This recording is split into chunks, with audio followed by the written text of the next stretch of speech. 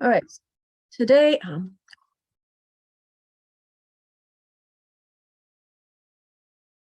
hi Nagar.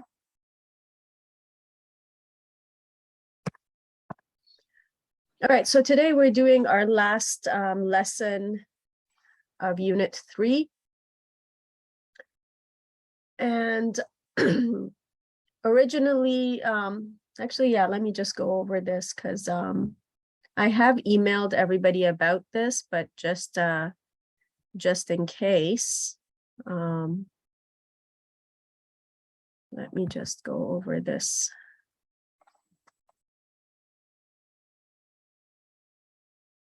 Right, so we were supposed to have our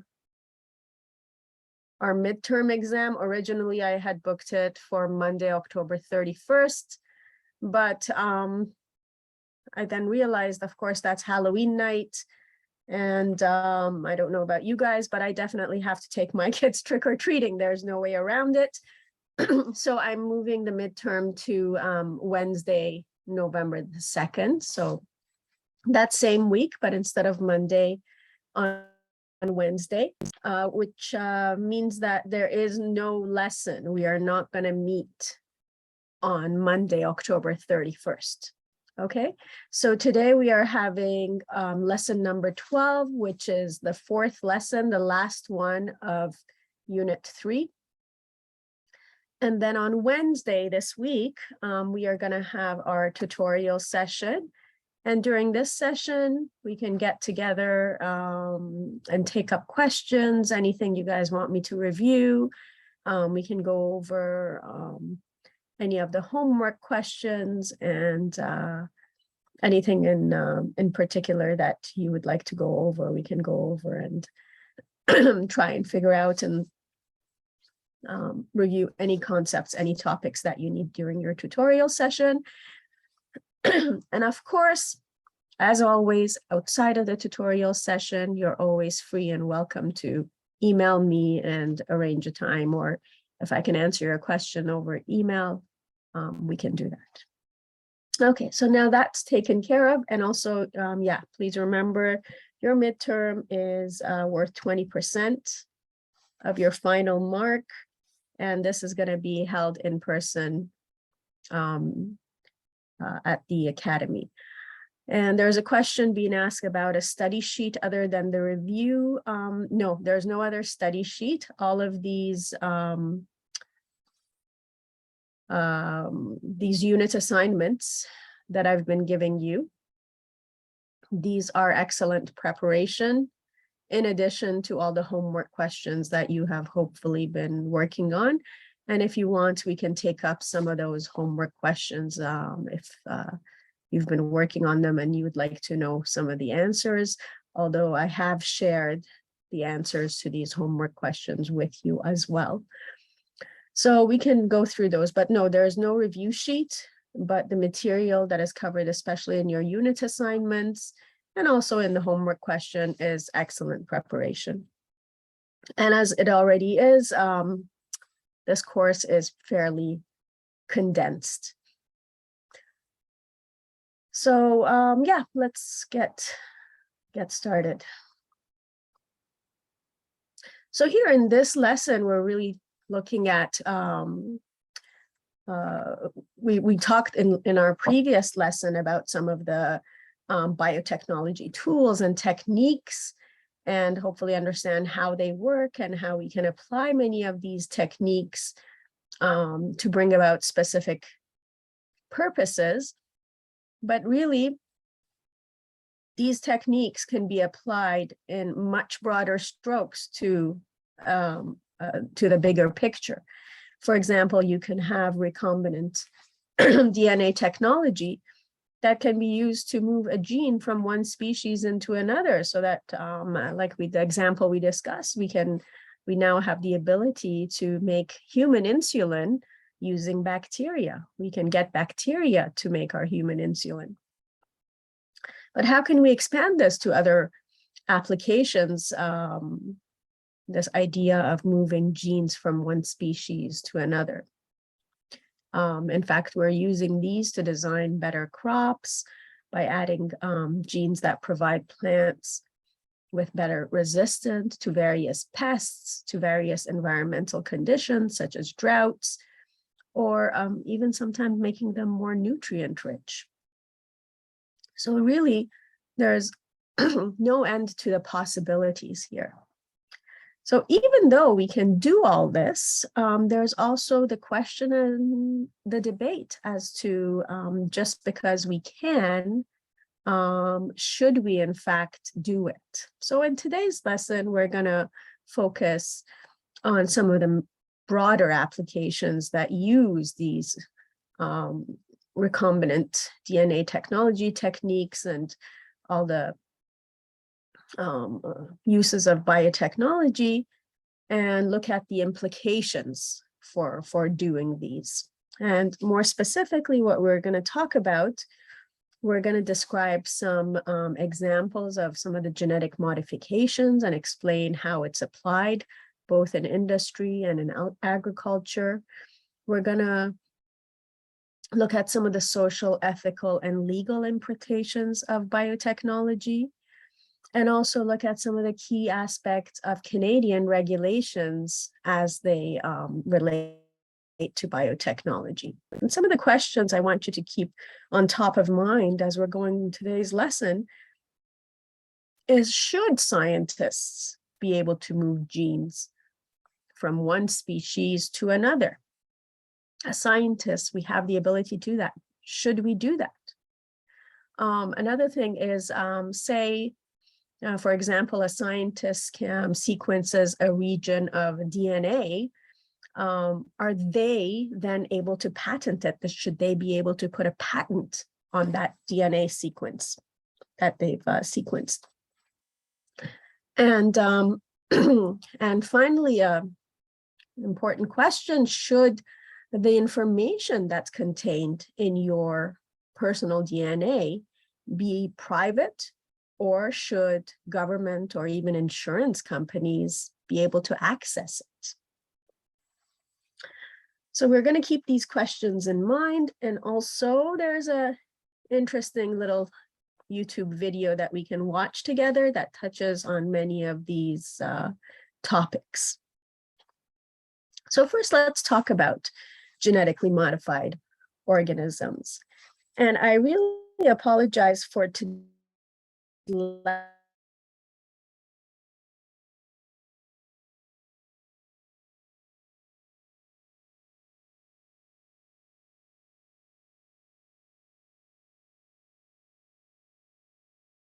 Not being very diagrammatic, I'll interrupt halfway through with this video that might hopefully stimulate some more thought and discussion on some of the topics that we're talking about. But let's talk about genetically modified organisms, or more commonly, they're known as GMOs. And more commonly, that GMO term is used to describe crops or plants that are created for human or sometimes even for animal consumption, using those molecular biology techniques, very similar to some of the ones that we've discussed. And so here you have plants that have been modified in a laboratory setting to enhance certain desirable traits. So in other words, you can have new genes that you've introduced into that plant's genetic material to alter the plant in some way or the other. And, and the techniques involve initially isolating whatever is your gene that you want from some other species that originally carries it, and then transferring this gene into a new species. It involves using those restriction enzymes and various methods to get that DNA into the plant cell so that that gene can then become expressed as a part of the plant as it grows and goes through its life cycle. And the ultimate goal when altering plants and animal is to get this new piece of DNA into the germline. So that rather than having to physically alter each plant at every new life cycle, that genetic material can be passed on and expressed in future offsprings. So let's talk about some of the advantages and also some of the disadvantages or criticisms against GMOs. What are some of the advantages? Some of the advantages are things like they offer pest resistance or herbicide tolerance, disease resistance, cold tolerance, drought tolerance, things like that, or sometimes they're bumped up nutritionally. So what do we mean by pest resistance? Well, you can think about globally, lots of crops are lost as a result of insects or pests that can totally damage and have a devastating result on that farmer and can actually bring about starvation, especially in developed countries. And so farmers typically use quite a lot, many tons of chemical pesticides each year to take care of these pests and to prevent them from destroying their crops. And as consumers, we typically don't want to eat foods that have been treated with pesticides because of that potential health hazard. And also, very importantly, the runoff of that agricultural waste from the excessive use of those pesticides and fertilizers. That runoff can poison the water supply and really have very deleterious effects to the environment. So growing foods, for example, such as this BT corn, can really eliminate the need to apply chemical pesticides and reduce the cost of bringing these kinds of crops to market. BT corn, and I'm sure you're wondering, what is BT corn? BT corn is a transgenic variety of corn. And it contains transgenic, as you know, means that it has genes from a different species. And this variety of corn has been engineered to produce the Bt toxin. This toxin is naturally produced by the bacteria Bacillus thuringiensis. So Bt stands for Bacillus thuringiensis. And this is a natural herbicide against a pest known as the corn borer. So by getting the corn itself to produce this type of toxin, so this type of toxin, which is not toxic to us, but it's toxic to this corn borer, we can have corn that is resistant to pests. Another advantage of the GMO is that you can have herbicide tolerance, for example. You can have some crops, for some crops, it's not very cost effective to go and remove weeds physically from in between the plants. So the farmers will typically spray large quantities of various herbicides, weed killers, and swaths of their farmland amongst their crops to destroy weeds from in between. And so these herbicides will eventually end up in the groundwater and into the drinking supply. So some crops can get engineered to be resistant to one of these very powerful herbicides so that it could be sprayed so that the plants can survive, but the weeds do not. So by doing this, you can reduce the amount of spraying that is needed, the spraying of this herbicides. And for example, the company Monsanto has created a strain of soybean that seems to be unaffected by the herbicide Roundup.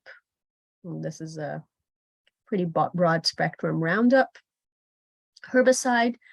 So these soybeans that they developed is resistant to Roundup. And so with just one round of spraying, you can kill the weeds, but the crop remains unaffected. So maybe this is a good thing.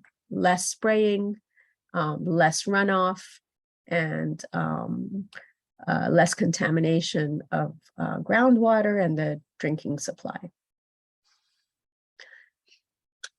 Yet another advantage, in addition to pest resistance and herbicide resistant, would be disease resistance. So there's many types of viruses and fungi and bacteria that can affect plants and cause plants to be diseased. And plant biologists are working to create plants that can be genetically engineered to be resistant to these diseases, to these viruses, fungi, and bacteria. So that's another area where you can confer some advantage to a genetically modified organism. Also, perhaps you can engineer a plant to be cold tolerant. In regions where you can have unexpected frost set in and unexpectedly destroy very sensitive, tender seedlings, maybe you can have an antifreeze gene from that you find in, let's say, cold water fish, and introduce it into plants. And with the introduction of this type of gene, this plant is now able to tolerate cold temperatures that would normally kill its seedlings. By having this plant express the antifreeze gene from cold water fish, now perhaps you can get potato plants that are not as sensitive to drops in cold temperature, and their seedlings would survive. And so in the event of an unexpected frost, a farmer doesn't lose his entire field of crops at the seedling stage. Another area, so really I think you're starting to see a theme of these are various ways that farmers can really lose their crops and their ways of making a living.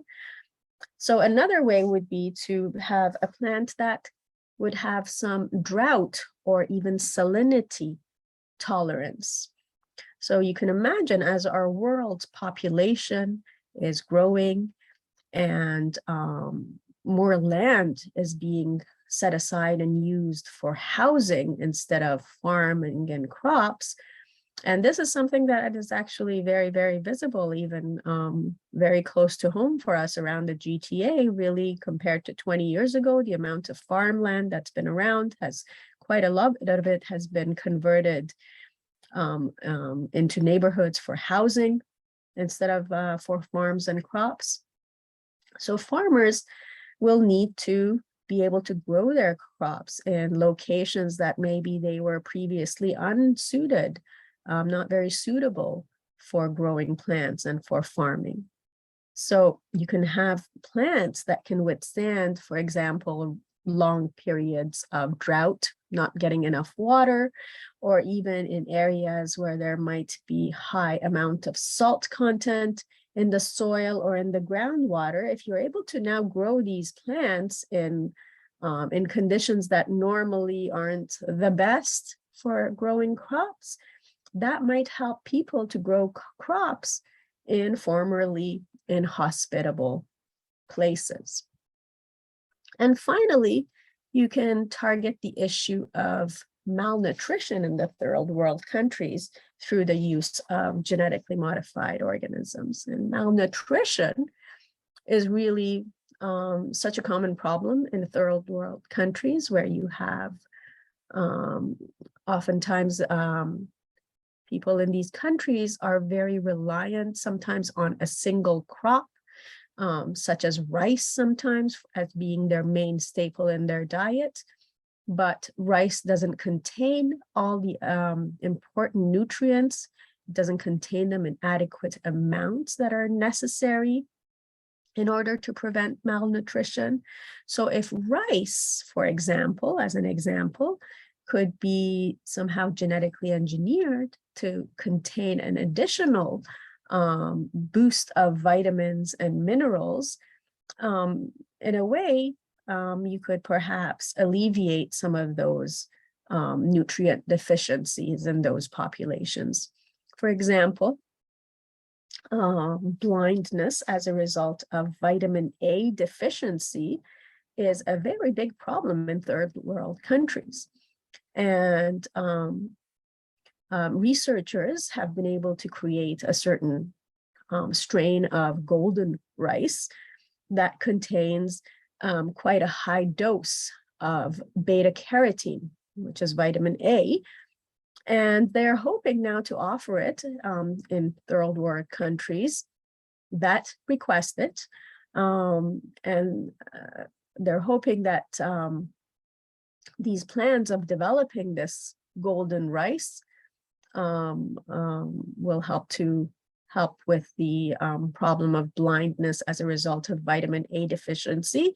And perhaps they can also increase its iron content as well to help with problems of not having enough iron in the diet, or perhaps anemia. So these were possible pluses or advantages of developing genetically modified organisms. But as with anything, there are advantages and there's also disadvantages or criticisms that can come against it. So certain environmental activists, religious organizations, and even public interest groups and scientists, for sure, government officials, these are all various stakeholders that have got valid concerns, and they've raised these valid concerns about GMOs. And one of the criticism has been that agribusiness is pursuing GMOs for profit without having any concern or care about the potential hazards. And the governments are often criticized for not adequately regulating the use of GMOs. So most of the concerns about GMOs really fall into three categories of environmental hazards, human health risks, and economic concerns. So what do we mean about concerns about environmental hazards? So there's been some studies that have suggested that these monarch butterfly caterpillars that eat the pollen from that transgenic BT corn that we talked about as an example, that these caterpillars seem to have very high mortality rates, sometimes as high as approximately 50%. And they don't eat that corn pollen, but people are concerned that the pollen may be blowing into the milkweed plants that those caterpillars do eat. So sometimes it's not possible to foresee exactly how, what kind of environmental effect a genetically modified organism might produce. And so it's not possible to develop a type of BT toxin that will only kill the insect pests and remain harmless to all the other insects. As we can see here, it seems to affect not only the corn borer, but ultimately it seems to affect the caterpillars from the monarch butterfly. But yet these results are still kind of not conclusive. And there's been studies that have disproven these claims. And so the controversy surrounding this continues. But it's definitely food for thought. It's something that we need to keep in mind, is that sometimes there might be broader environmental issues with it. And some people are also concerned that just as, for example, mosquito populations have developed a certain amount of resistance to different pesticides, that it's possible that other insects may also then develop resistance to this BT toxin, and eventually this BT toxin will become completely useless as insects develop resistance to it.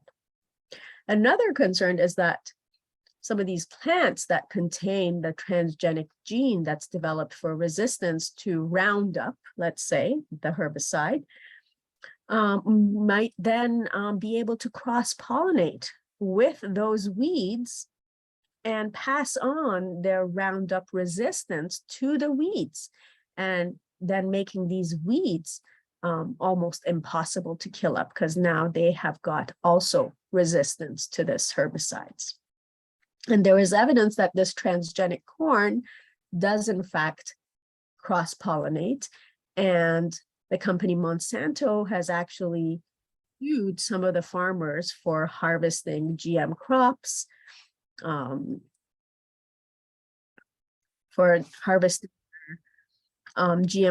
crops after obtaining them from some unknown source and not paying the royalties for their use. And on the flip side, these farmers claim that this GM corn crop has in fact cross-pollinated their unmodified crop from a field that's some ways away. And so, so there's this debate of whether or not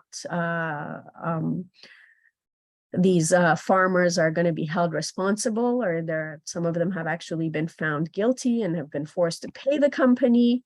But they're certainly claiming that in fact they have not. And as this GM corn crop has found their way into the field as a result of cross-pollinating into their non-GM crop. So there's really all of these very concerning environmental hazards to think about. And I can certainly understand why many groups have raised concern about these GMOs. The other criticism against the GMOs that we talked about is the human health risk. And so here,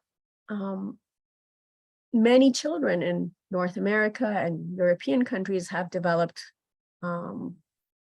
very life-threatening allergies, for example, to peanuts and other foods.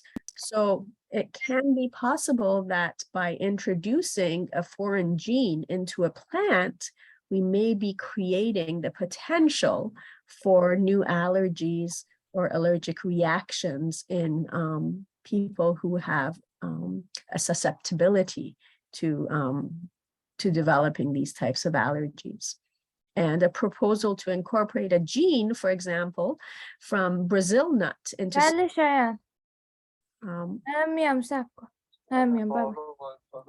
Nikki, I'm just going to mute you. So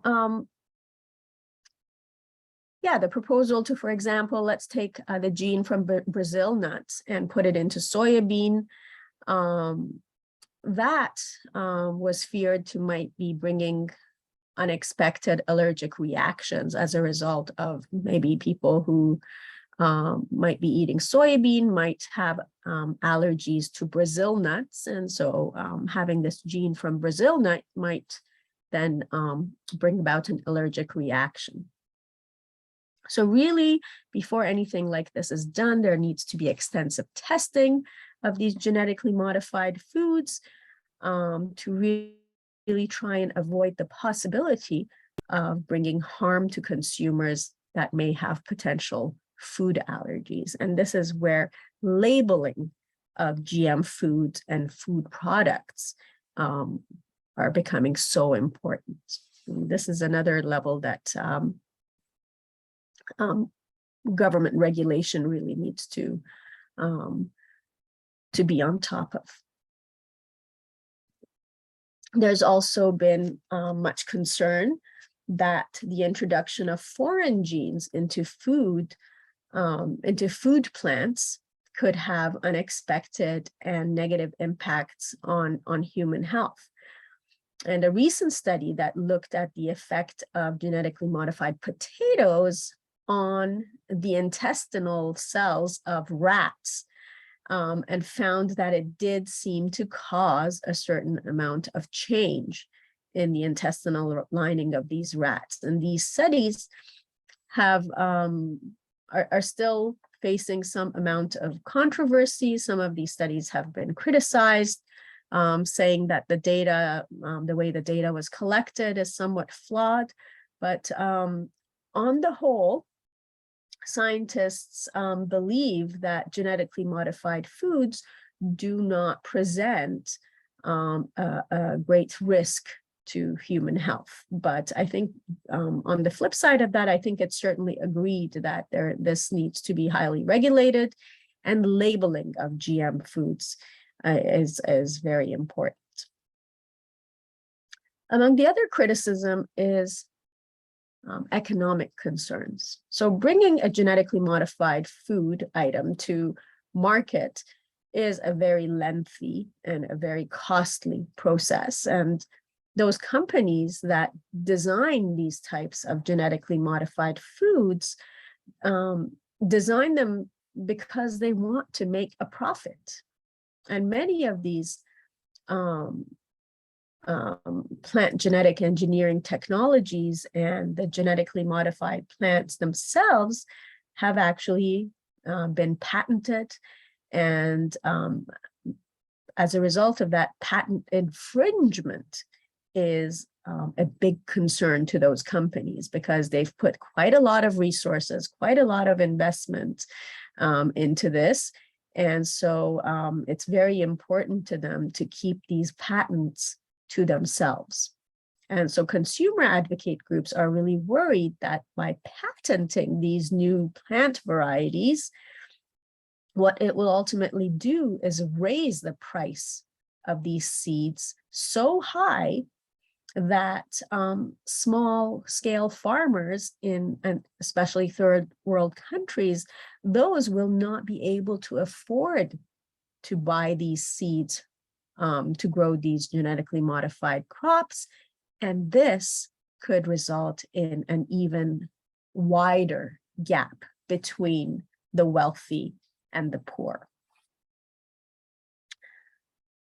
But what we have to also consider is that patent enforcement may also be very difficult to do, as was shown with those farmers that very involuntarily started to grow Monsanto engineered strains of their crops, when their crops unknowingly cross-pollinated with those genetically modified Monsanto crops that were grown a few fields away.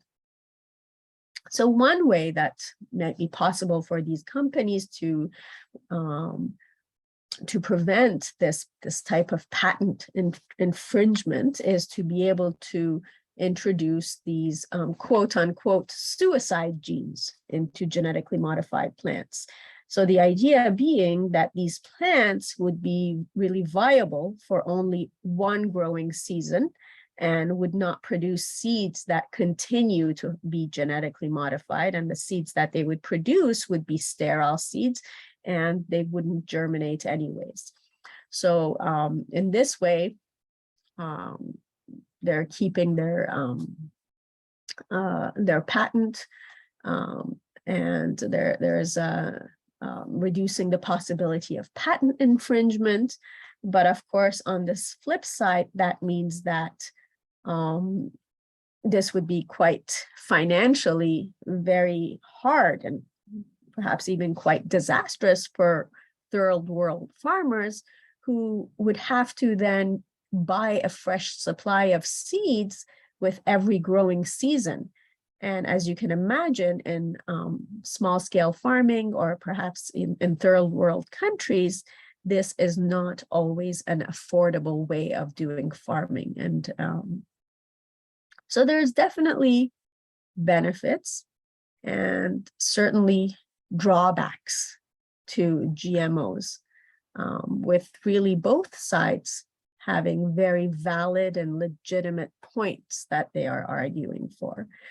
So research is really going on and continuing in this area, as more GMOs are being developed and coming to the market as we speak and onwards into this future.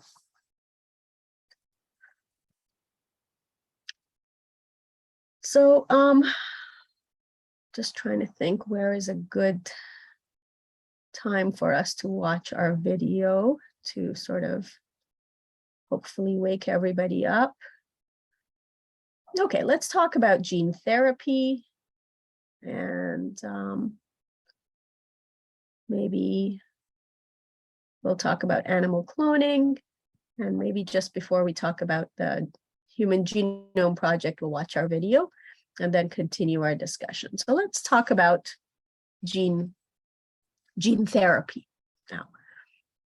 So you know that there's many medical conditions that come as a result of mutations of a certain gene or groups of genes that create malfunctioning proteins and then lead to a disorder or a disease. So when you have a protein that doesn't function properly, those cells that rely on the protein then don't behave normally either, which in turn then can really have an effect on the tissue or the organ or the entire organism. So gene therapy can provide a way to fix this problem right at the source by adding a properly functioning gene to those cells that need it in order to create the protein that it needs needs to be making in order to function properly. But gene therapy is not a simple and straightforward solution, and it doesn't automatically fix the problem forever, as there's gene therapy. It's still, although it's made it a long way, it's still somewhat in its infancy, and scientists still have a long way to go and a lot to learn. And there are certainly a large number of diseases that can certainly benefit from the process of gene therapy, but not all diseases are good candidates for this type of approach. So before gene therapy is designed for any disorder, it has to meet a certain number of conditions. Those being, for example, the disorder has to be as a result of mutations in one or more genes. So there has to be a direct mutation known and associated with it. The gene or the genes that carry that mutation or mutations have to be known, and a copy of that gene needs to be available in order to be studied in the lab by scientists. And so the best candidates are those that have a single mutation in a single gene, because then that just makes it a much simpler system to work with and treat. And also it's important to understand that what is the biology behind the disorder? We need to know what tissues are affected and what's the role of that malfunctioning protein. What does it do in the cell? How does it behave differently when it's malfunctioning compared to its normal behavior? How does this mutation affect the protein's function? And finally, there has to be a method, a way of delivering this correct copy of the gene to the cells of the affected tissue. And this really is one of the biggest issues for gene therapy, is being able to successfully deliver that good copy of the gene into the right target tissues. And if the delivery is successful, then the gene might enter the target cells. But, and if it does, fantastic, but this is really just the first step. Once you have that gene in that cell, it must still pass into the nucleus and become incorporated and then be activated. This means that it needs to be able to be transcribed and translated, and the protein that's produced has to be functioning properly. So for the best results, the gene needs to be able to integrate itself into the cell's DNA, but perhaps even more importantly, harmful side effects need to be managed and avoided. Anytime, really, if you have an unfamiliar substance that is being introduced into the body, there's always that risk that it might become toxic, or that the body will mount an immune response against it. And if the body develops immunity against that gene delivery system, then you can imagine that future rounds of therapy will be very ineffective, because the delivery system, including that good gene, will then be targeted, attacked, and destroyed by the body's immune system. So then how do you get a good copy of the gene to get into the cells that really need it?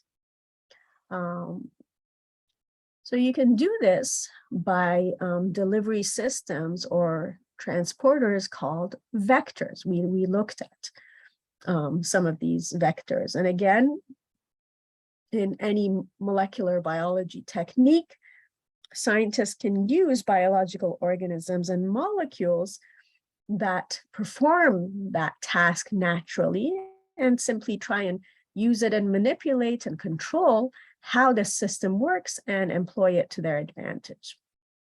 And many of the vectors that are used for gene therapy, as you can imagine, good candidates would be viruses, and viruses that have been altered and modified. And viruses are a good candidate because viruses are very good at entering cells in the human body and causing illness.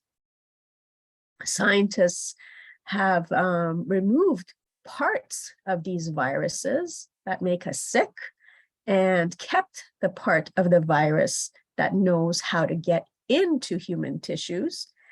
And then the good copy of the gene gets inserted into the virus, and then hopefully that virus will do its job of getting into the human tissue and delivers it into the cells. And there's many different types of these viral vectors that can be used, but depending on what cells in the body you need to target these viral vectors to for your therapy, and even the size of the gene that you're trying to deliver, you can make that selection based on those factors. Scientists are also working with some non-viral vectors, but so far, really, they're not as effective in delivering genes into target cells as viruses. So we can talk about 6 really main vectors that are useful for gene therapy today. And perhaps this list is growing, but the first one we can talk about is the retrovirus. This is an RNA virus that uses an enzyme called the reverse transcriptase. And what this enzyme does is it produces a DNA copy of its genetic information, which can then integrate into that host's cells, DNA. And the most well-known example of this type of virus, this retrovirus, is HIV. And this can carry up to 8,000 base pairs of genetic information. And the advantage of this system is that it only infects cells that are dividing, but it tends to integrate into the host cell's genome at random. And that is a problem. This could cause disruption of some other gene. If it happens to incorporate itself in the middle of another gene, this could cause problems with another gene and negatively affect the cell, causing yet another disorder on top of that. So there's that to consider. The other type of vector is the adenovirus. And this adenovirus is the common cold virus is an adenovirus, and it can carry up to 7,500 base pairs of information. And there's definitely advantages to using this type of virus. It can infect, this time, both dividing and non-dividing cells quite effectively. And it's possible to target even specific cell types by engineering proteins on that virus's surface that recognize special proteins on the surface of the target cells. But the disadvantages is that it will not integrate into the host's genome. So after a certain period of time, the cell will discard the virus and the gene activation will be lost. It can also cause an immune response as a result of being an adenovirus. The other type is the adeno-associated virus. And this is an offshoot of the adenovirus, of the cold virus, but it is lacking some of the negative effects that we associate with the adenovirus. It can carry only to a lesser amount, up to 5,000 base pairs. It does not cause illness in humans, and in fact, it infects a wide range of cell types quite effectively. And like the adenovirus, it's possible to target it to certain cell types, and it can integrate into the host's cell genome quite a high percentage of the time, 95% of the time, into a specific region on chromosome 19. It targets to that. And so thereby greatly reducing the chance that it will disrupt the function of other genes. But the flip side of the 95% of the time is that there's the other 5% of the time where it can possibly integrate into some other part of the genome and disrupt some other gene, 5% of the time.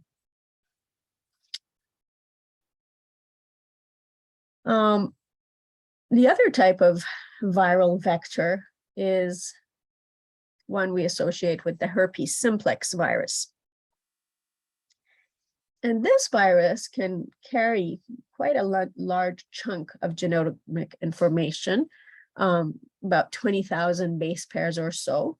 So if you've got a large amount of genetic information that you're hoping to insert into a target cell, and if it's in this range, perhaps this might be the right vector to use.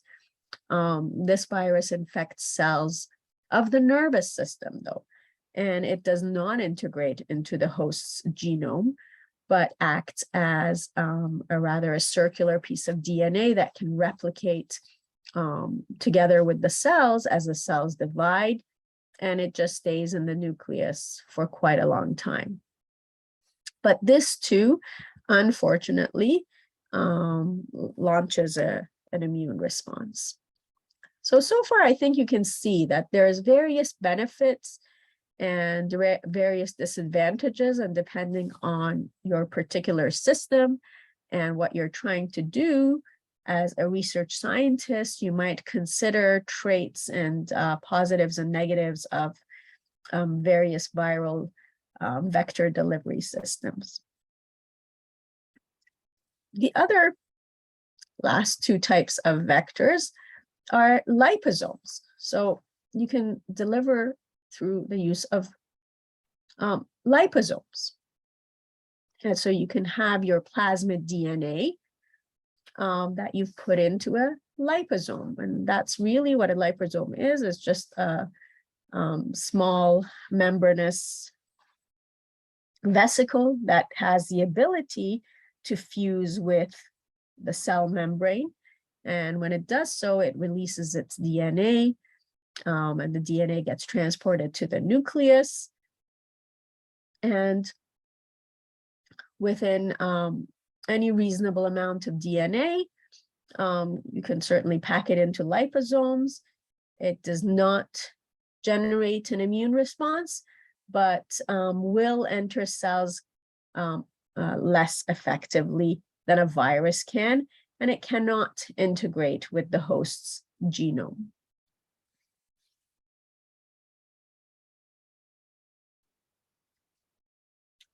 And there's also the naked DNA. And in this case, it's simply a plasmid DNA that can be taken up by some cells and get transported to the nucleus. And it might be able to handle any size of DNA, and it will not generate an immune response, and it's generally not toxic, but it's not taken up by cells very effectively either. And it will not integrate into the host's genome and is very unstable in most body tissues and gets degraded quite quickly. So once scientists have really studied whatever condition it is that they're wishing to address,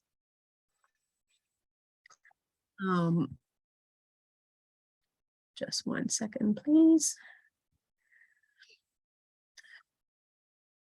So once the scientists have really studied whatever condition it is they're trying to address and tried to understand that mutation and selected what could be the most appropriate of these vectors, then they might have a shot at trying something that might be suited for gene therapy. And there's some examples of some successes and some failures with gene therapy. And so far, really a very small number of disorders have been able to get successfully treated with gene therapy. And one of the more successful treatments has been with severe combined immunodeficiency, or SCID, where the individuals have virtually no immune system. So here in this therapy, this provides those people who are suffering from this disorder with a proper form of the gene, and that causes them to actually get cured.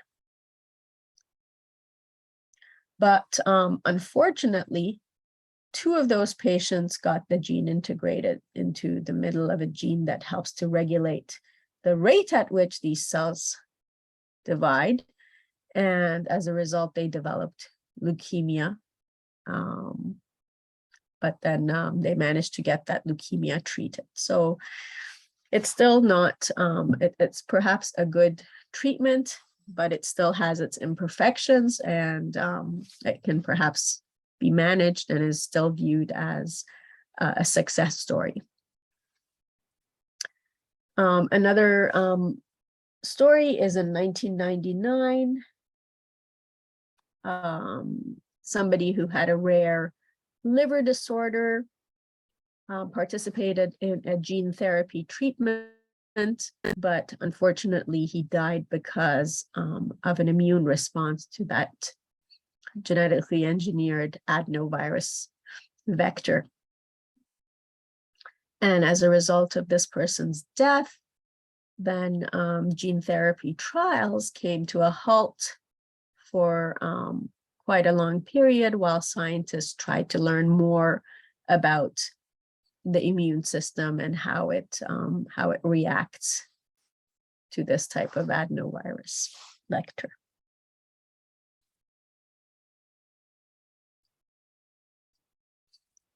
So one of the new therapies that has also been somewhat successful is in the treatment of Leber congenital amaurosis, which is an eye disorder that causes loss of vision, progressive loss of vision, leading eventually to complete blindness by the age of 40. And this condition can be caused by mutations in several genes, including one called RPE65. And this gene is a gene that manufactures an enzyme that is needed by those light sensing rods and cones that are present in the retina of the eye. And so having a tiny dose of the proper RPE65 gene, which can be inserted into an adeno-associated virus and injected into the retina of the eye, this gene was able to stay in place like an extra chromosome and to produce the working enzyme for the light sensing rods and cones in the eye. And what's interesting is that since the retinal cells of the eye don't divide, the new gene will tend to stay in place for a long time. And so far, all the results have been quite positive, with all the patients reporting an improvement in their vision. And scientists have discovered a large number of variants of these adeno-associated virus. Some of the variants seem to have an affinity for certain tissue types, which would then actually be an asset in delivering genes to those specific tissues. So the range of disorders that benefit from these gene therapies, as you can imagine, will no doubt expand. I'm sure the list is increasing. And in the future, hopefully, all of the safety issues will become a thing of the past. That is the great hope.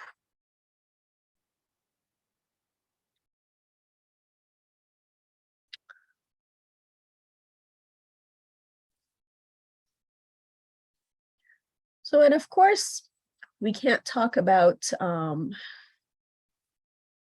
the ethics of biotechnology without talking about cloning, animal cloning. So there's been quite a great deal of controversy around the idea of cloning animals. And many people think that it's inevitable that one day even humans, regular cloning of humans. And cloning really, at its very most basic, involves creating a genetically identical organism. And that's something that happens quite naturally when you have identical twins or triplets that are born when you have a single egg, a single fertilized egg that gets divided at the early stages of its development. And those embryo twinnings have been used for many years in the agricultural industry as the cells of a growing embryo get manually divided and placed in the uterus. And this has been used, for example, for developing prized cattle or prized sheep or even horses. But nowadays, there's much more high-tech ways of carrying out cloning, of creating these genetically identical organisms. And you can do these from even regular body cells, somatic cells, rather than the sex cells. And this process is called somatic cell nuclear transfer. And you can break it down into 5 basic steps.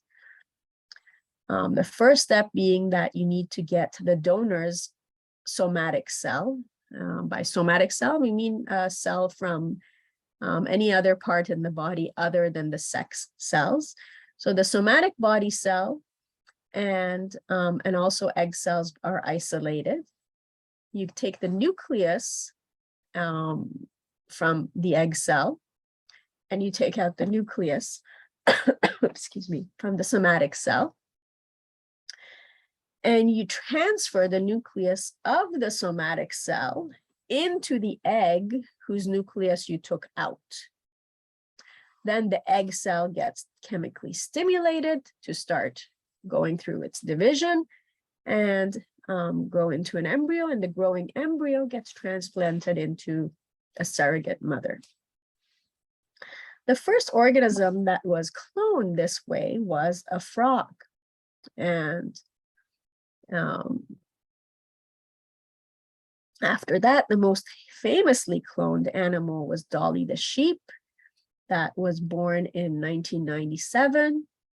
And she was only one of the 277 cloned embryos that actually survived. And she was put down in 2003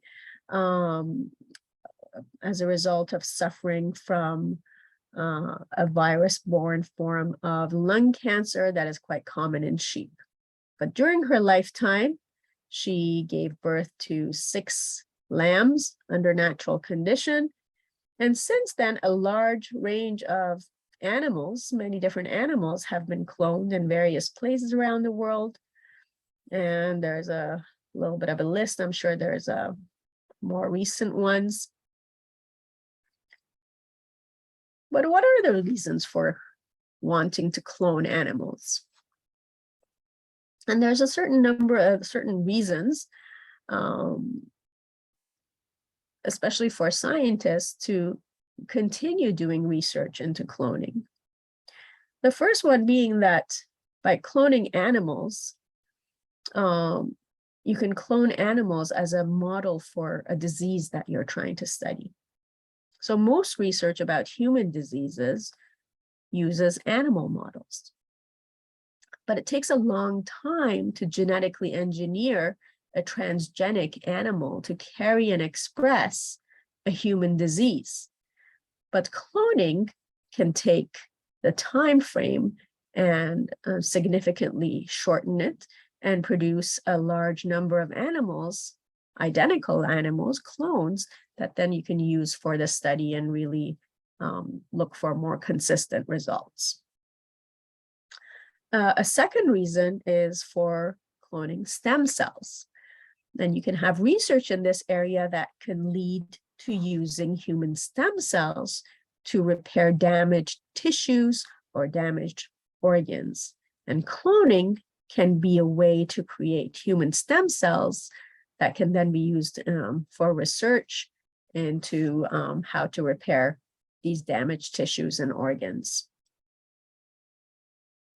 Another reason is that they could be used for drug production. You can have some farm animals that are being genetically engineered to produce drugs and proteins that are useful for research or for treatment. And cloning might be able to provide a faster way to create large herds of these animals that are able to produce these genetically engineered drugs or proteins. Yet, another problem would be, reason would be to bring back endangered or even extinct species. And this would provide a way to increase the number of individuals of an endangered species or even recreate an extinct species if there are cell samples that are available.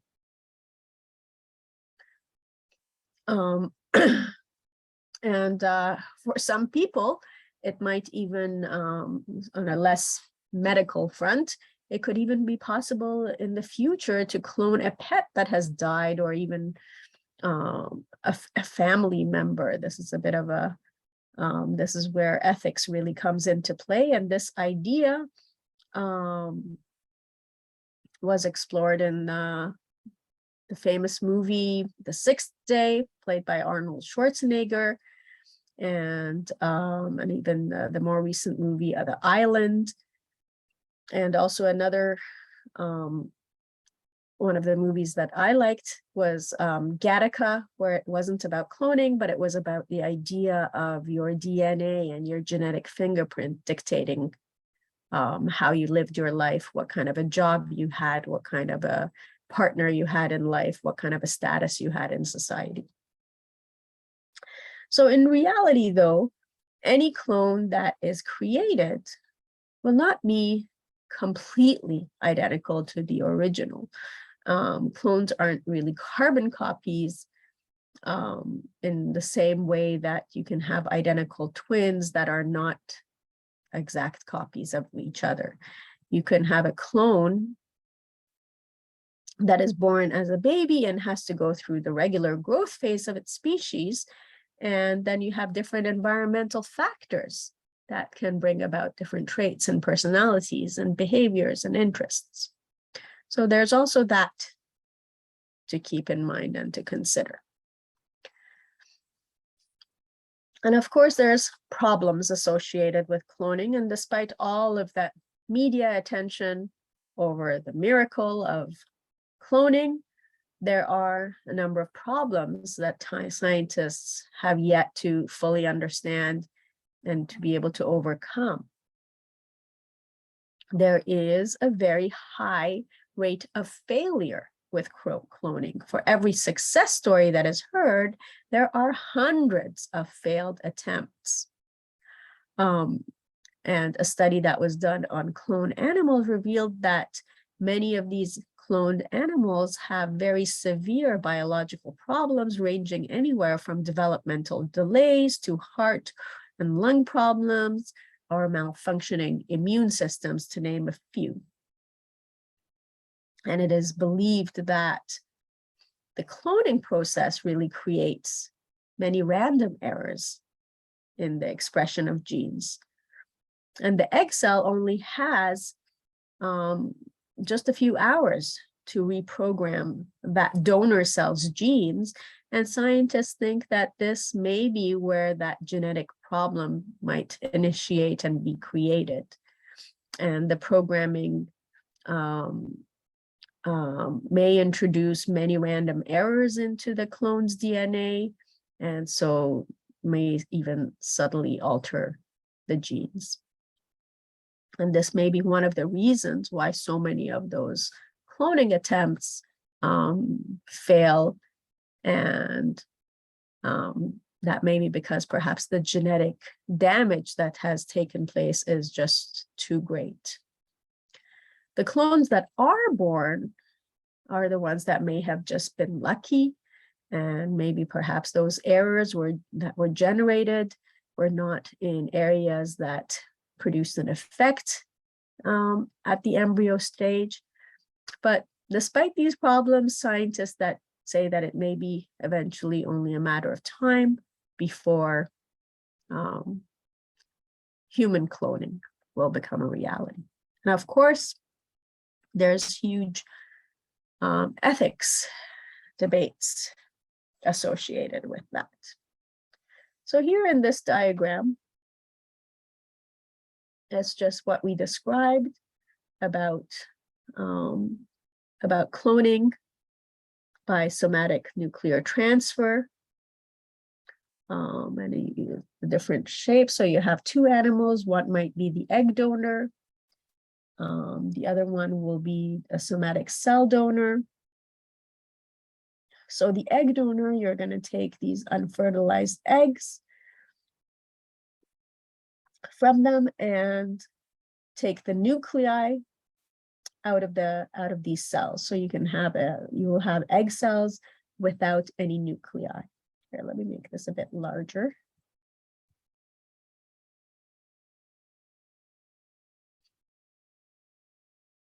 And then you can collect cells from a different animal, and these are not egg cells or sex cells.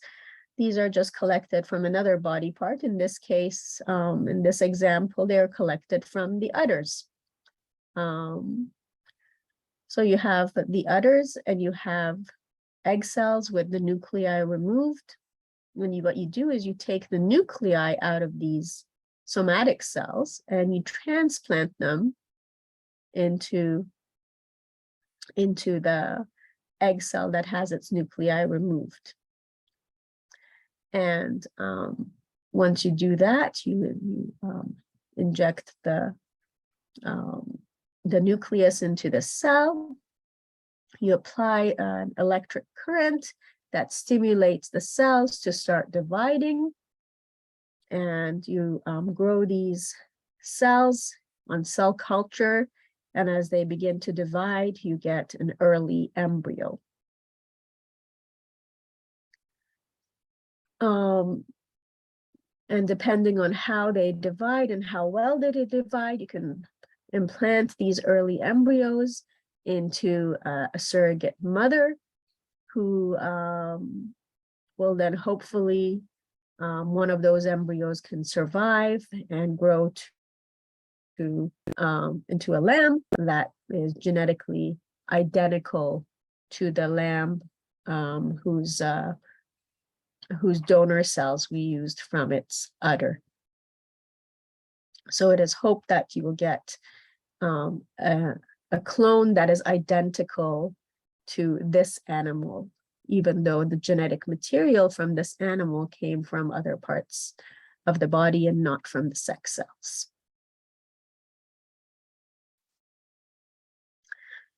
So before we talk about the Human Genome Project and discuss some of the societal concerns and eventually the regulation of biotechnology in Canada, maybe here is a good time to take a quick pause and watch this YouTube video with one another. So I'm going to try and set this up. I'm sorry, I should have done this ahead of time.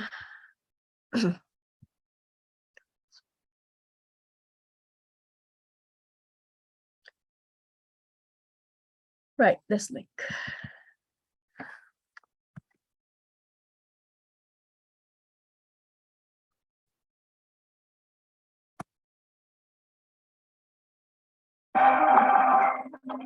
The gene editing revolution has arrived. Okay.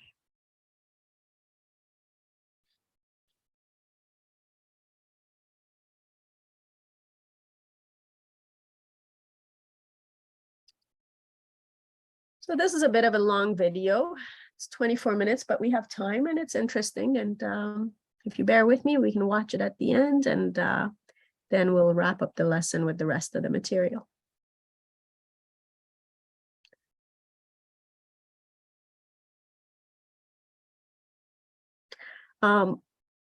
Also, I just want to say that none of this is anything that I'm going to test you on. This is all for your intellectual development, more as food for thought, just something that I want you to be aware of and to be able to think about and evaluate in your day-to-day life as you encounter more studies and more news. So yes, this isn't anything that you have to memorize or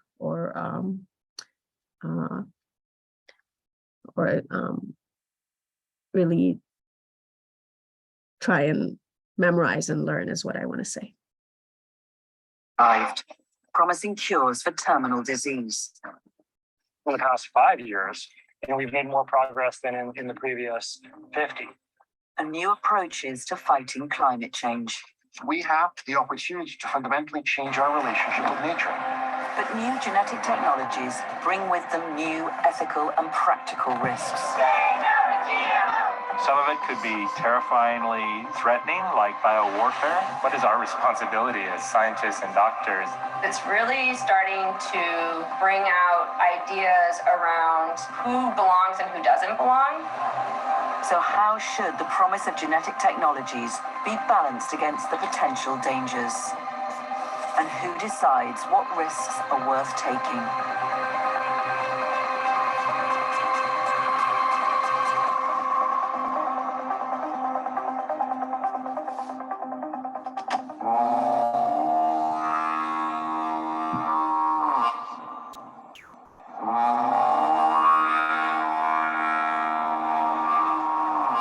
This is Professor James Dale, a man on a mission to save the world's most popular banana from extinction. I reckon these Williams are the ones that were most spectacular, weren't they? Cool. That's incredible. There are thousands of types of banana in the world. But all the fruit being grown and processed here, and almost every banana exported around the world, is one single variety, the Cavendish. It yields very well. It's got quite a tough skin, so it travels well. But also, it's got a really acceptable taste and texture.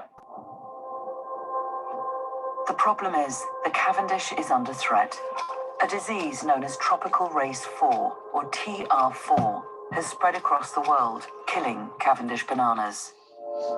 TR4, one of the deadliest plant diseases out there. They call it the cancer of the bananas.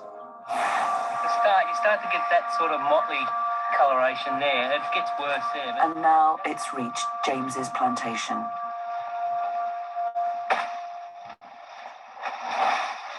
And what we're looking for is the brown, which is what we call necrosis. And then you see, bingo, that was the one that had the yellow leaves, just incredible necrosis. There is no cure for this disease. It's feared that in time it could wipe out the Cavendish completely, or stop it being such an economically valuable crop.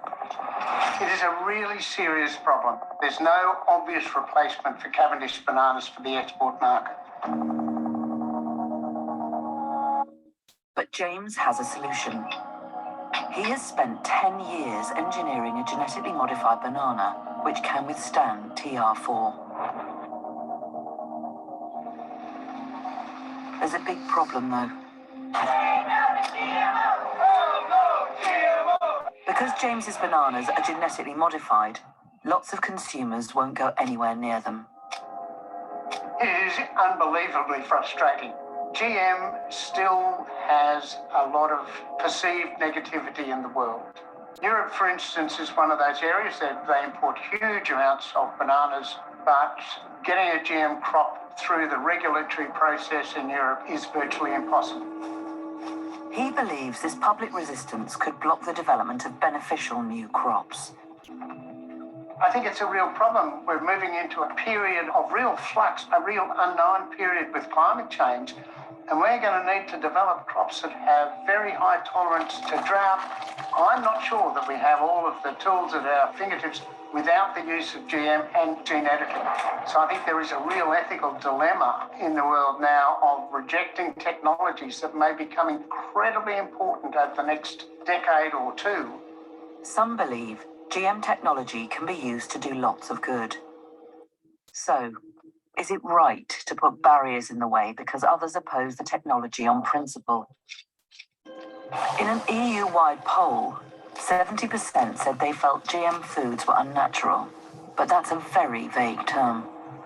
The things that people actually grow in gardens and in fields are really not particularly natural. Many of them have genomes that have been extensively changed over the course of human history. If you look at what a modern ear of maize looks like compared to its ancestral form, you'll see something very different.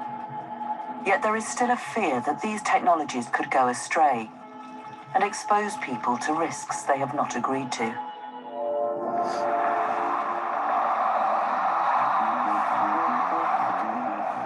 This is Isla Morada, a tropical paradise that's on the front line of the debate about genetic engineering.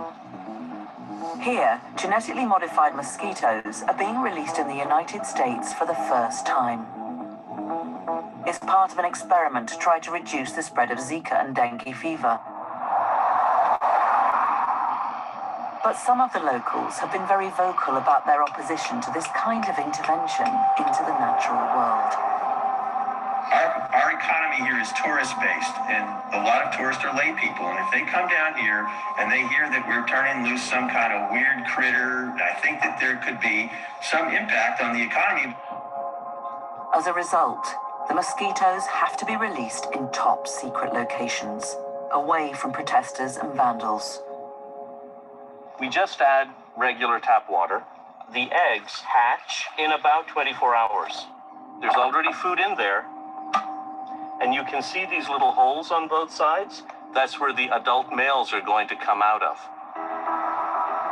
The authorities hope this will solve the problem posed by Aedes aegypti, a mosquito which can carry Zika and dengue and in some places has become resistant to pesticides.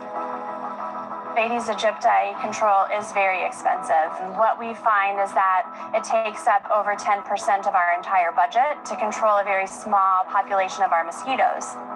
Up till now, mosquito control here has involved going door to door clearing standing water.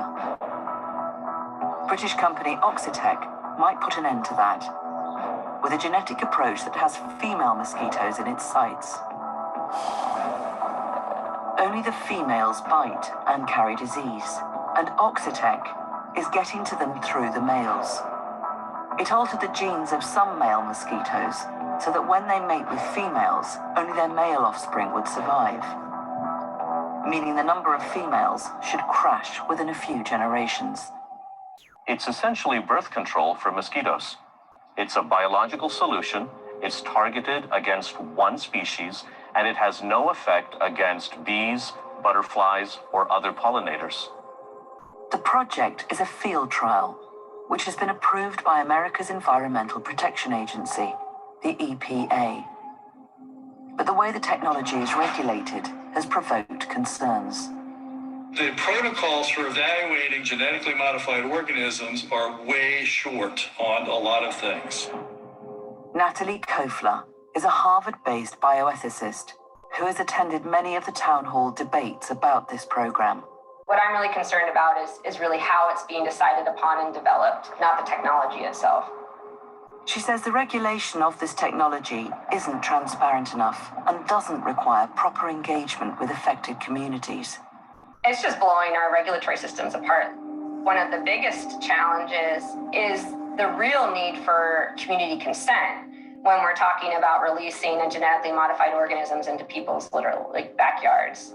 We don't have space that empowers community members in this process or gives them any real sort of agency.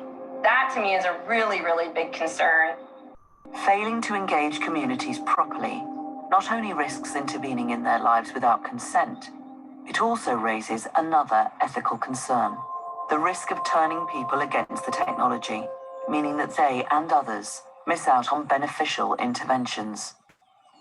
By not engaging communities, we're setting up GMO Storm 3.0, where, we already have so much distrust in that space. This could just, create entirely new concerns. The emergence of new types of gene editing is raising the stakes in this debate. Gene editing is getting cheaper and easier, making the technology more widely available. One of the biggest recent advances has been the development of a technique known as CRISPR, which in 2020 won a Nobel Prize for its inventors, Emmanuel Charpentier and Jennifer Doudna. Human beings now have the ability to rewrite the code of life.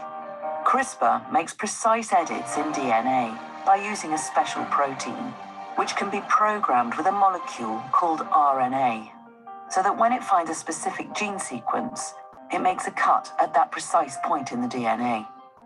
The technique's combination of precision and ease of use opens up the prospects of tackling genetic diseases more effectively than ever before. Cranked her up, jumped into the front seat, and off you went with a family. I think of CRISPR as being kind of like the Model T Ford. There were cars before the Model T, but they were really expensive and they broke down all the time. Once the Model T came out, everybody could have a car, and so with CRISPR, it's just faster, cheaper, easier, better. Mighty smooth riding style.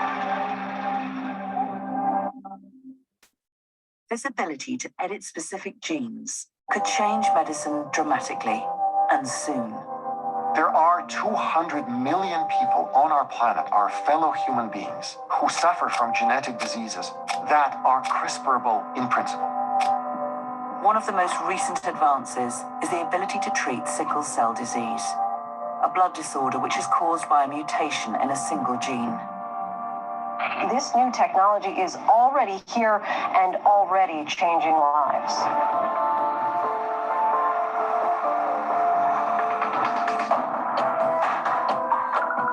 Josh Lehrer runs Graphite Bio, a company researching CRISPR-based cures for the disease. He was inspired by his time as a junior doctor when sickle cell treatment was basic. I was in medical school taking care of my first patient with sickle cell disease, and we had really nothing to offer besides morphine and blood transfusions, which were essentially the same ways that this disease was treated in the 1950s. Nothing had really changed. What we're hoping to find here is ways to actually kind of keep improving the efficiency.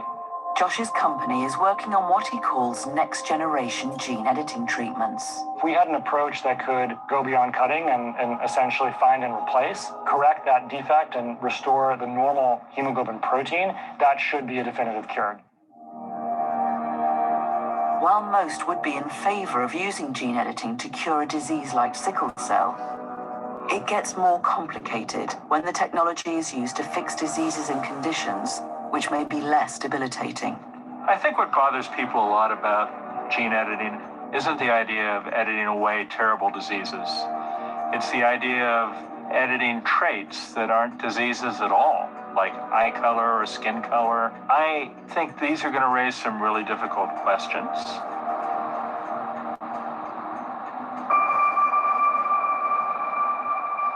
At this lab in Moscow, scientists are engaged in one of the most controversial applications of CRISPR.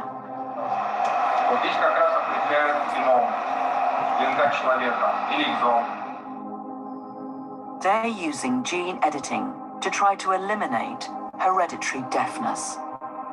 На сегодня мы отрабатываем методику применения CRISPR-Cas для исправления мутации, приводящей к появлению у человека наследственной тугоухости. Ее исправление могло бы существенно снизить частоту рождения глухих детей у глухих пар. Denis Rebrikov, who leads the research, says he has 3 deaf couples lined up for treatment, and that this would be the only way they could have a child who can hear.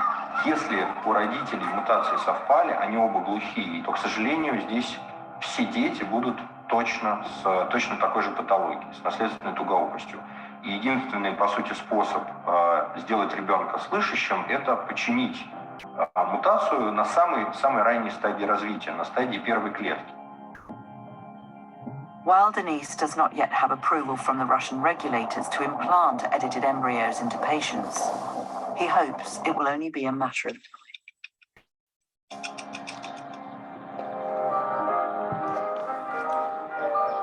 And for many deaf people and beyond, this is a deeply troubling prospect. Teresa Blankmeyer-Burke is a bioethicist who teaches at Gallaudet University, a college for the deaf. So guess what? Deaf people are not the first people to get this information. Whenever we have technology that can change the world, we need to be very thoughtful about how we use it. She worries using CRISPR to cure deafness could damage efforts to improve understanding and integration of deaf people. I think we're experiencing a deaf renaissance, that this kind of experience, this kind of community needs to continue. But we can't continue if we have the threat of dissolving us as a people. Some fear editing genes related to conditions like deafness could pave the way towards building so-called designer humans. The gene editing conversation is important because it's really starting to bring out ideas around who belongs and who doesn't belong. And I think those are really important social questions that we need to reckon with. Many rich countries already offer screening to pregnant women for disorders like Down syndrome. And some fear the elimination of conditions like this would simply be a logical next step and set a worrying precedent. It's an evolution of, pre-implantation genomics. We have selective abortion. We're already choosing potential for genetic disorders, etc. It's just one next step, and just maybe being able to tailor those genomes for certain traits. Editing embryos is especially controversial because it can cause genetic changes to be passed down through the generations via what is known as germline editing. So germline editing affects, potentially at least, your children, grandchildren, great-grandchildren, and potentially until the end of the species. the doctor who sparked global outrage by claiming to produce the world's first genetically modified babies. Germline editing has already caused an international outcry. In 2018, a Chinese scientist announced he had edited embryos using CRISPR to make them immune to the HIV virus.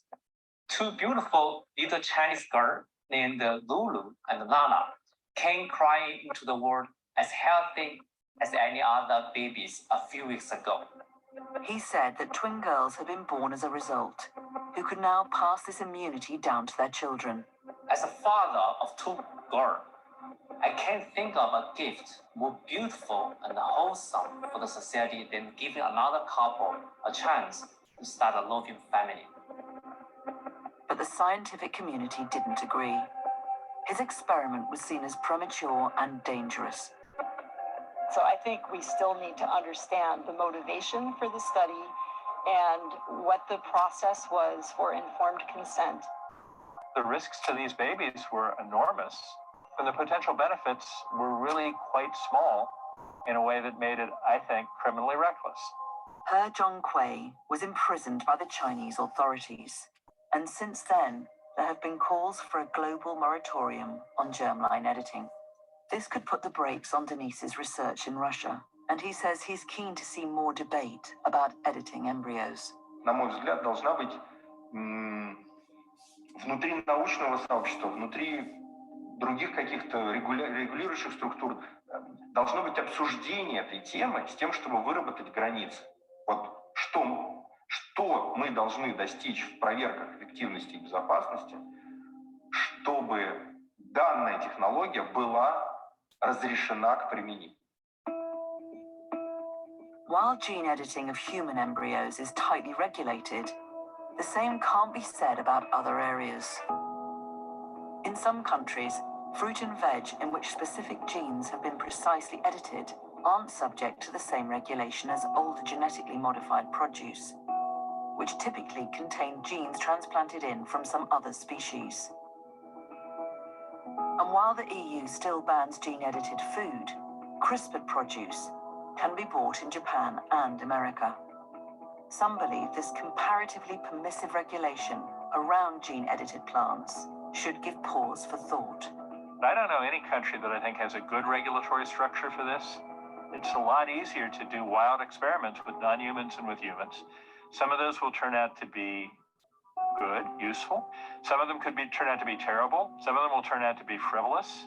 But if we don't pay attention to them, we're likely to get lots of bad results. We need a better regulatory scheme. But advocates of the revolution in gene-edited foods see numerous possibilities for improving production. This is the first start of our screening process for our gene-edited bananas. Back in Australia, James is using CRISPR to develop another disease-resistant Cavendish banana. So we're setting up here the challenge protocol. These gene-edited bananas will contain no foreign DNA, and so won't be subject to the same strict regulation as his GM variety. He hopes they could be the answer to the looming banana crisis. We can take them out to field trial without getting any of those sorts of permissions and can take them all the way through to commercialization, which is fabulous. From tomatoes which might lower blood pressure to mushrooms that don't go brown, gene-edited foods promise opportunities for addressing the challenges facing global agriculture. The age of CRISPR completely changes the way we think about agriculture. Perhaps the greatest benefit of CRISPR could be in tackling the planet's biggest challenge, climate change. It is in making safe, nutritious, more climate change tolerant crops for the world is where we really see as the future of the biggest impact that CRISPR can make. And it's not just crops whose genes are being edited to help curb global warming, it's animals too.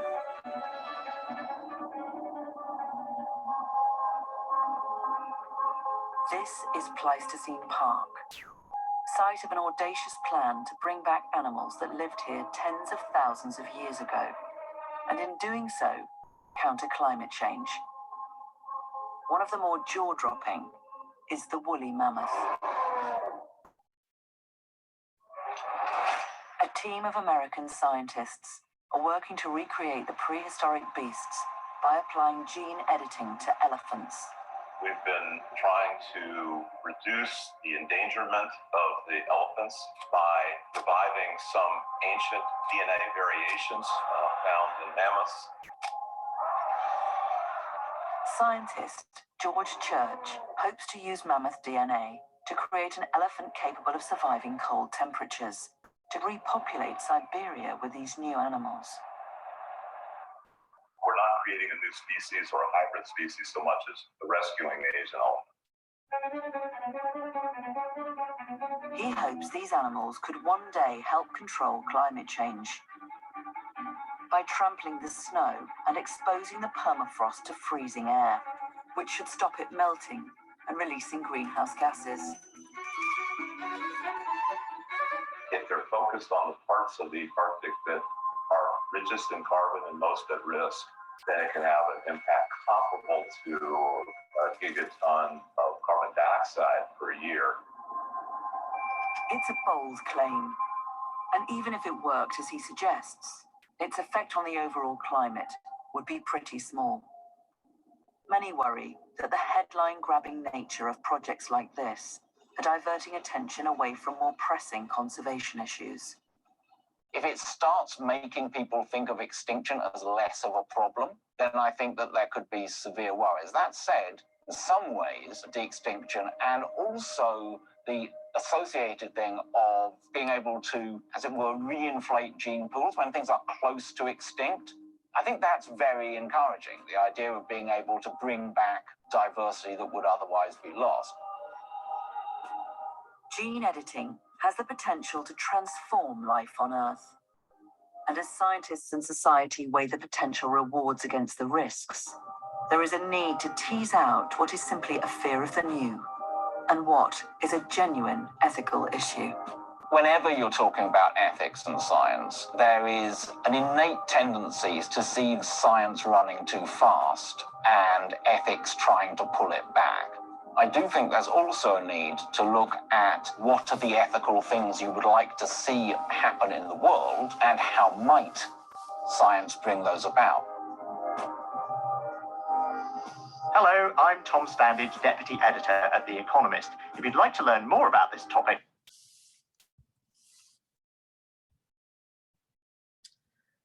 right, so I hope watching that video gave you some food for thought. Now we can talk about the Human Genome Project. And really, this is old news, but we still need to make sure we have an understanding and an awareness of how the Genome Project was carried out and what type of insights we have learned from the DNA sequence of humans. So the Human Genome Project was a massive undertaking, and this initiative began back in 1990 in research labs that really were all over the world. And the idea was to be able to sequence the entire human genome, all 3 billion base pairs. And there was various research laboratories across North America, Europe, and Asia that were all supplied with different parts of chromosomes to sequence. And then the data would then be brought back together again, and the information would be available to everyone. And many expected that this would take decades, a very long time to sequence all the DNA. And initially, work went on very slowly as sections of the DNA were sequenced page after page of the A's and C's, T's, and G bases in their proper order were made available online. And then about 5 or 6 years into the project, a scientist named Craig Venter and his company Celera made an announcement that they were getting into the sequencing game and actually announced publicly that they would complete this project before the government-sponsored scientists would. Now, up until this point, sequencing was being done by hand, just as we talked about the way sequencing was done back in lesson 3, much the Sanger method. And this method was very slow and prone to much of human error of reading the gel by hand. But what Venter and his colleagues created was these high-speed computers that were then able to read in a few minutes what it would take scientists days or week. And we also looked at some of the ways that could be done. So really, that caused that race for the genome to really accelerate, and publicly funded labs versus the private sector was the race. And finally, in 2003, April of 2003, both groups pretty much finished at the same time and produced a very high quality reference sequence showing the order of all 3 billion base pairs that make up the human genome. So now that that was done, the question was, what do we do with this knowledge? And, or better yet, what can we do with this knowledge? So the insights gained from the human DNA sequence, and one of the first ones was to examine the genome in general and try and learn more about the arrangement of the genome. And what was learned is that the human genome actually contains 3.2 billion base pairs, and that there are approximately 25,000 genes, with the average gene consisting of about 3,000 base pairs. The largest gene codes for, so far that is known, codes for a protein called dystrophin. It's 2.4 million base pairs. And the function of over 50% of these discovered genes is still unknown.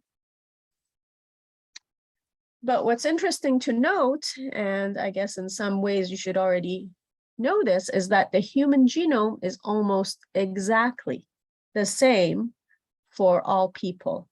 That is, between all of us, it is 99.9% identical from me to you to all of us here in this class.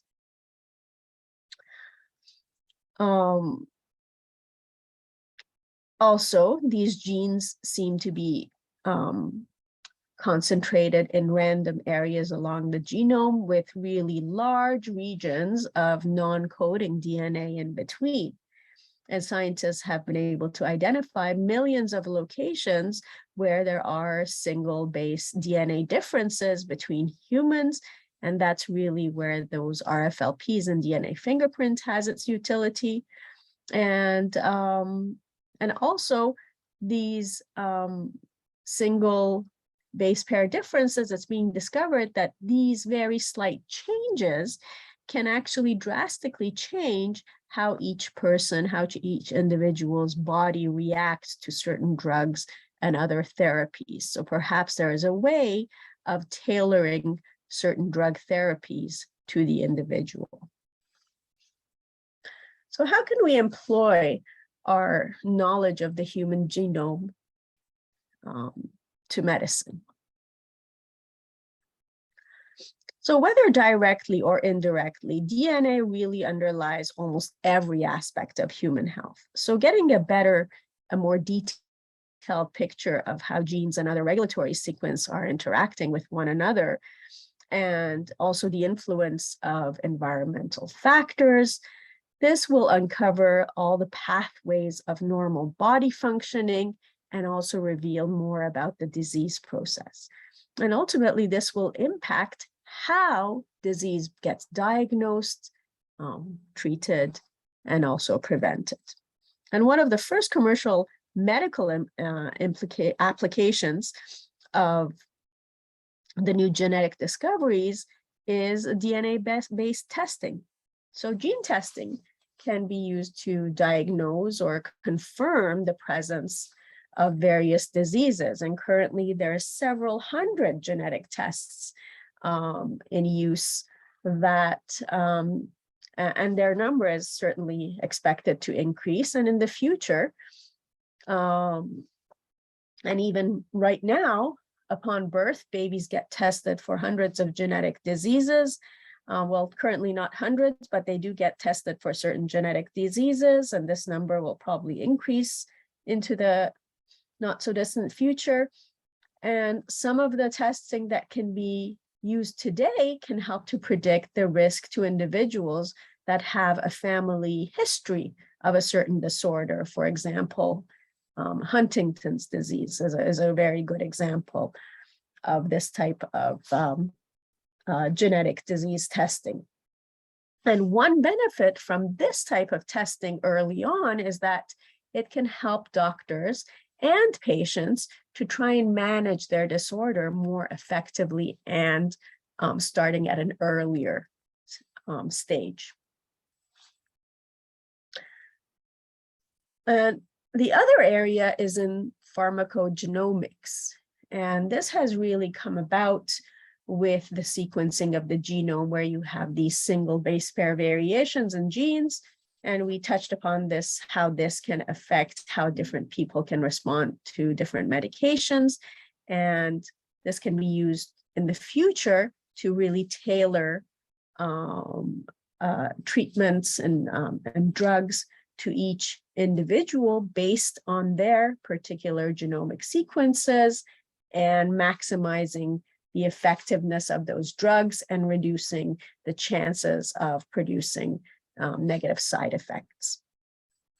So really looking into the future, there's been so much rapid progress made in the area of genetics and the study of the genome. And especially now with the advent of CRISPR, that scientists are really predicting that biology will be the foremost science of the 21st century. And it's believed that this initial sequencing and further analysis of the genome will really open up vast areas of biological research, as it has today, and the development of these research. And so there are some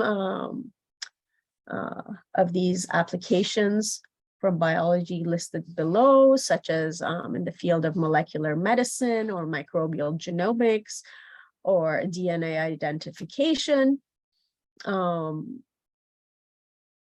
So under molecular medicine, we can think of it as giving us the ability to make improvements in diagnosing diseases, to be able to detect genetic predispositions towards certain diseases, to be able to create drugs based on that molecular information, and then to be able to use gene therapy as a treatment for that disease.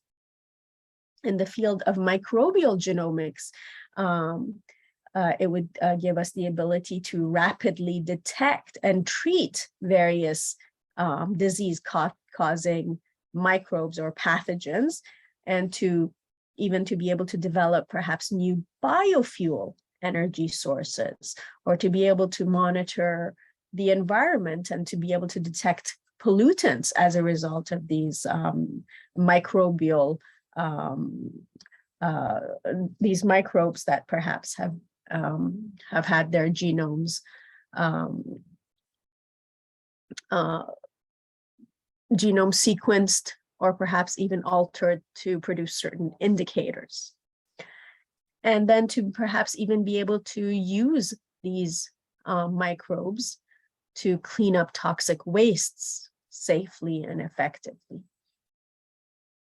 In the field of DNA identification, this information could identify, and it already is widely used, to identify potential suspects whose DNAs can match evidence from the crime scene.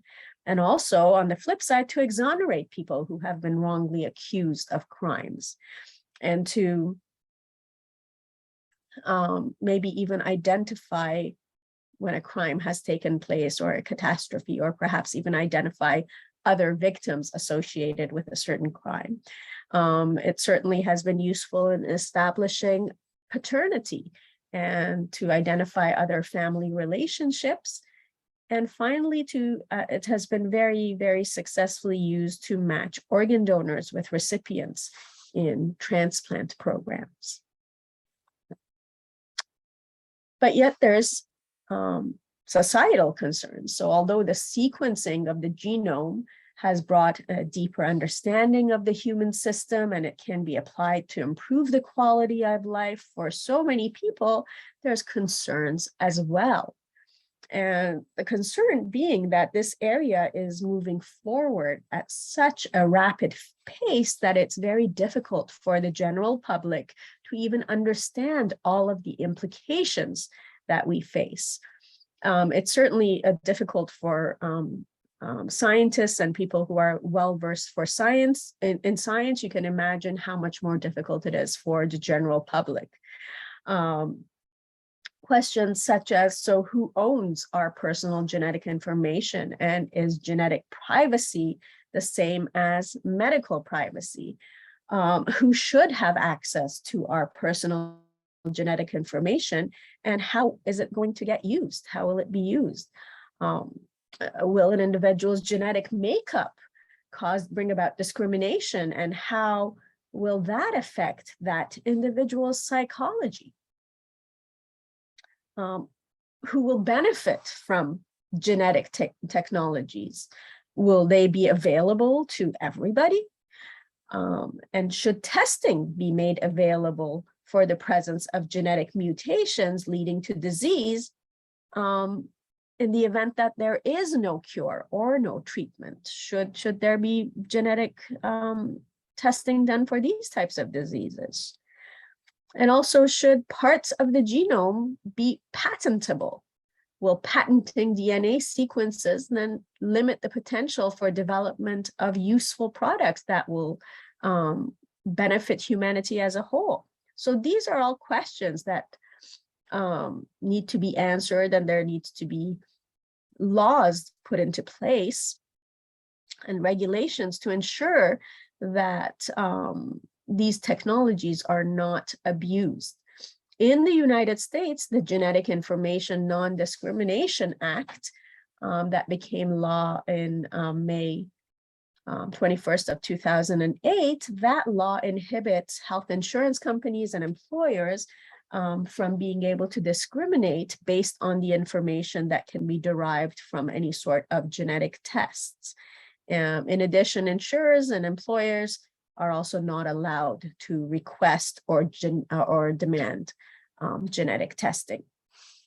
Now, here in Canada, regulation of biotechnology in Canada, and this is a quote that I got directly from Health Canada, that Health Canada, the Canadian Food Inspection Agency, Fisheries and Oceans Canada, and Environment Canada, these four, all have a joint responsibility to regulate biotechnology-derived products.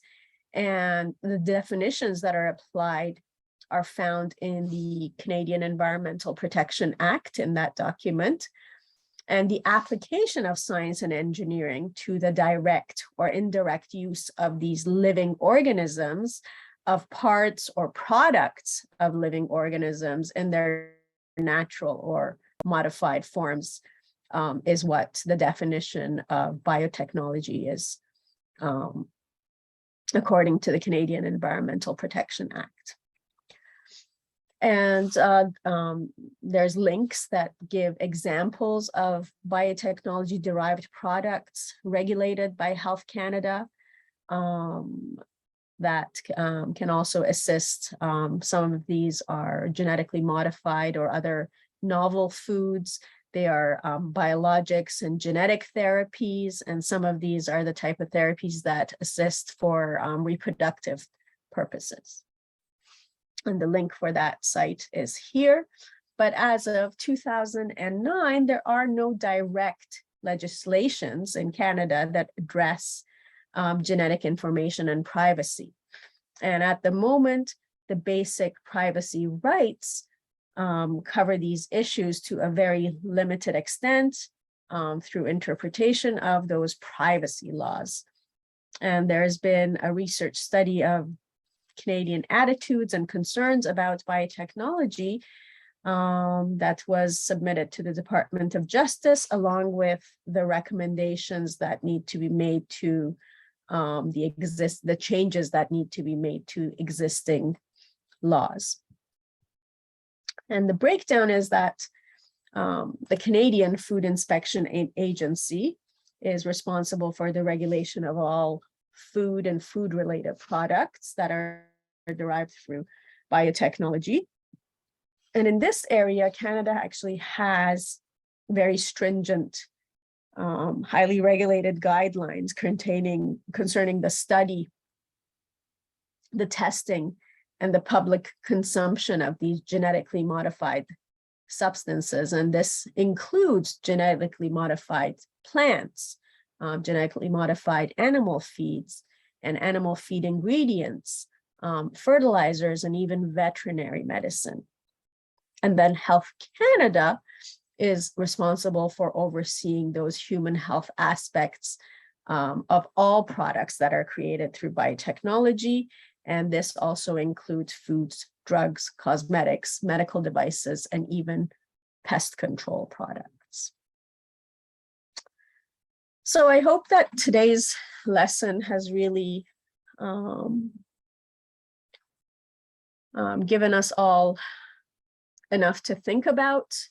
There's certainly a lot of information. This isn't anything that I think any of you need to be tested on. I'm just more interested in expanding your knowledge base, giving you some awareness, giving you really something to sink your teeth into and think about, and just become more curious about, and cause you to reflect and think about it. And even as we were watching the video, what I wanted you to notice is that there's many different points of view and positions of different people and different stakeholders in this, whether you're a scientist who's doing direct research, or whether you're an ethicist, or whether you are just common folk with concerns.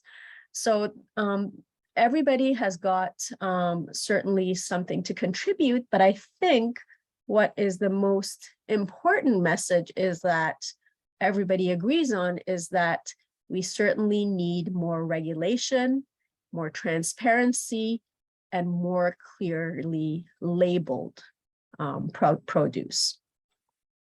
The other thing I hope it did is just to give you a glimpse into sort of the newest gene editing technology, CRISPR, and not necessarily being able to understand how that works, although very briefly they showed, and just in a matter of a few words, explained it very in broad strokes, but to understand that this is a technology that is currently widely available, extremely easy to use, and very effective at editing genes.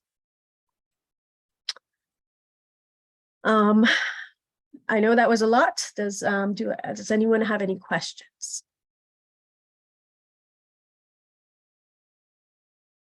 Okay, I'm going to stop recording.